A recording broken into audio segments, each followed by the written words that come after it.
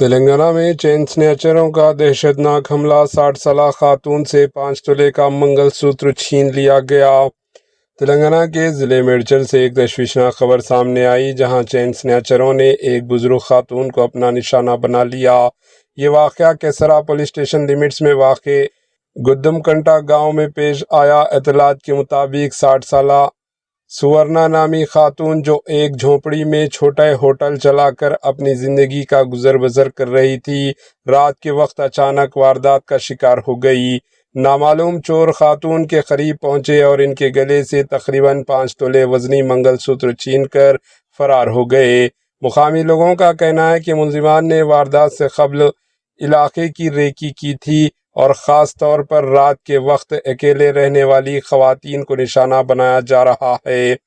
متاثرہ خاتون کی شکایت پر پولیس نے کیس درج کر لیا اور ملزمان کی تلاش کے لیے تحقیقات کا آغاز کر دیا۔ پولیس اطراف کے CCTV کیمروں کی فوٹیج بھی جانچ رہی ہے۔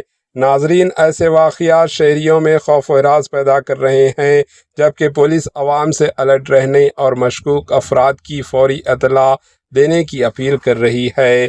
Bureau report, AHN news.